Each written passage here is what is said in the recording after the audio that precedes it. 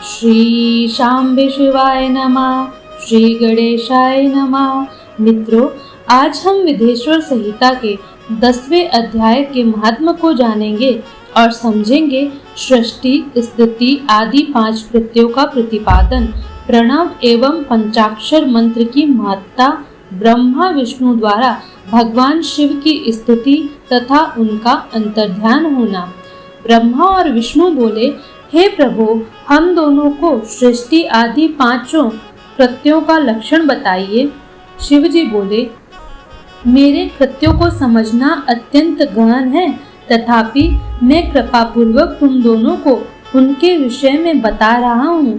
हे ब्रह्मा और अच्युत, सृष्टि, स्थिति, संहार, तिरोभाव और अनुग्रह, ये 5 ही मेरे जगत संबंधी कार्य हैं जो नित्य सिद्ध हैं। संसार की रचना का जो आरंभ है वह सर्ग है। मुझसे पालित होकर सृष्टि का सुस्थिर रूप से रहना ही उसकी स्थिति कहा गया है। उसका विनाश ही संहार है। प्राणों का उत्क्रमण ही तिरोभाव है। इन सबसे छुटकारा मिल जाना ही मेरा अनुग्रह यानी कि मेरी कृपा है। मेरे इस प्रकार 5 कृत्य हैं। इन मेरे कृत्यों को चुपचाप अन्य पंच भूतादि वहन करते रहते हैं। जैसे जल में पड़ने वाले गोपुर बिंब में आवागमन होता रहता है। सृष्टि आदि जो 4 कृत्य हैं वे संसार का विस्तार करने वाले हैं। 5वां कृत्य अनुग्रह मोक्ष का हेतु है। वह सदा मुझ में ही अचल भाव से स्थित रहता है। मेरे भक्तजन इन 5 कृत्यों को 5 भूतों में देखते हैं।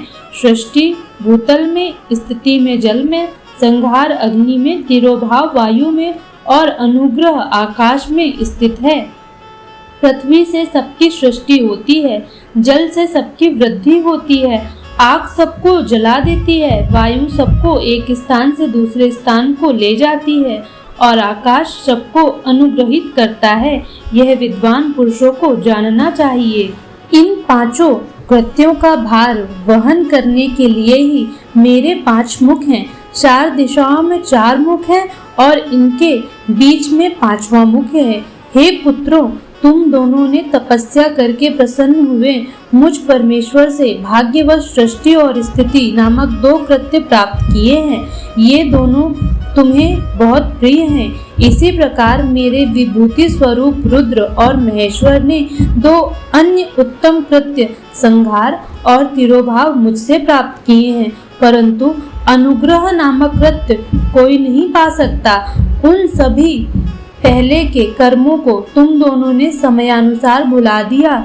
रुद्र और महेश्वर अपने कर्मों को नहीं भूले हैं, इसलिए मैंने उन्हें अपनी समानता प्रदान की है।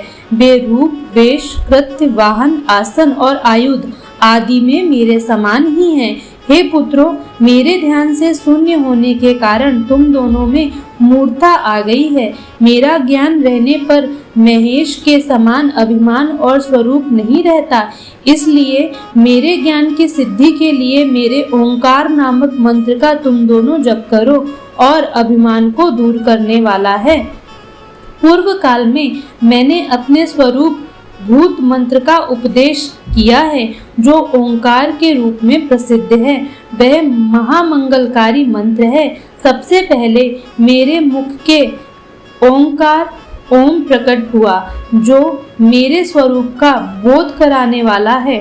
ओंकार वाचक है और मैं वाच्य हूँ। यह मंत्र मेरा स्वरूप ही है। प्रतिदिन ओंकार का निरंतर स्मरण करने से मेरा ही सदा स्मरण होता रहता है।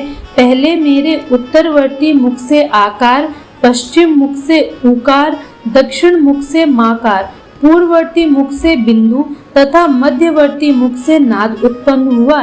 इस प्रकार 5 अवयवों से युक्त होकर ओंकार का विस्तार हुआ। इन सभी अवयवों से एकीभूत होकर वह प्रणव ओम नामक एक अक्षर हो गया।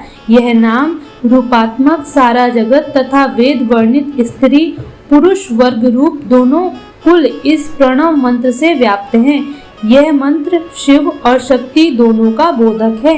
इसी प्रणव से पंचाक्षर मंत्र की उत्पत्ति हुई है, जो मेरे सकल रूप का बोधक है। वह आकार आदि क्रम से और नकार आदि क्रम से क्रमशः प्रकाश में आया है। ओम नमः शिवाय। इस पंचाक्षर मंत्र से मात्र का वर्ण प्रकट हुए हैं, जो 5 भेद वाले हैं। उसी से शिरो मंत्र तथा 4 मुखों से त्रिपदा गायत्री मंत्र प्रकट हुआ है। उस गायत्री से संपूर्ण वेद प्रकट हुए हैं और उन वेदों से करोड़ों मंत्र निकले हैं। उन मंत्रों से भिन्न भिन्न कार्यों की सिद्धि होती है, परंतु इस प्रणव एवं पंचाक्षर से संपूर्ण मनोरथों की सिद्धि होती है। इस मूल मंत्र से भोग और मोक्ष दोनों ही सिद्ध होते हैं। मेरे सकल स्वरूप से संबंध रखने वाले सभी मंत्राज साक्षात भोग प्रदान करने वाले और शुभ कारक हैं। नंदिकेश्वर बोले, तदनंतर जगदम्बा पार्वती के साथ बैठे हुए गुरुवर महादेव जी ने उत्तराभिमुख बैठे हुए ब्रह्मा और विष्णु को पर्दा करने वाले वस्त्र से आच्छादित करके उनके मस्तक पर अपना करकमल रखकर धीरे धीरे उच्चारण करके उन्हें उत्तम मंत्र का उपदेश दिया। यंत्र तंत्र में बताई हुई विधि के पालन पूर्वक 3 बार मंत्र का उच्चारण करके भगवान शिव ने उन दोनों शिष्यों को मंत्र की दीक्षा दी। तत्पश्चात उन शिष्यों ने गुरु दक्षिणा के रूप में अपने आप को ही समर्पित कर दिया और दोनों हाथ जोड़कर उनके समीप खड़े हुए उन दोनों देवश्रेष्ठ जगत गुरु का स्तमन किया। ब्रह्मा और विष्णु बोले, हे प्रभु, आप निष्कल रूप हैं, आपको नमस्कार है। आप निष्कल तेज से प्रकाशित होते हैं, आपको नमस्कार है। आप सबके स्वामी हैं, आपको नमस्कार है। आप सर्वात्मा को नमस्कार है, अथवा सकल स्वरूप आप महेश्वर को नमस्कार है। आप प्रणव के वाच्यार्थ हैं, आपको नमस्कार है। आप प्रणव लिंग वाले हैं, आपको नमस्कार है। सृष्टि, पालन, संहार, तिरोभाव और अनुग्रह करने वाले आपको नमस्कार है। आपके 5 मुख हैं, आपको नमस्कार है।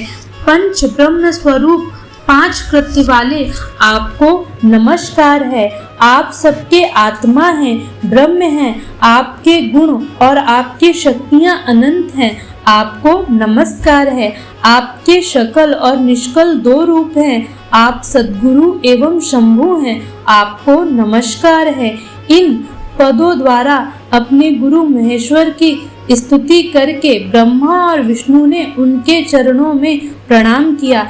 ईश्वर बोले, हे वत्सो, मैंने तुम दोनों से सारा तत्व कहा और दिखा दिया।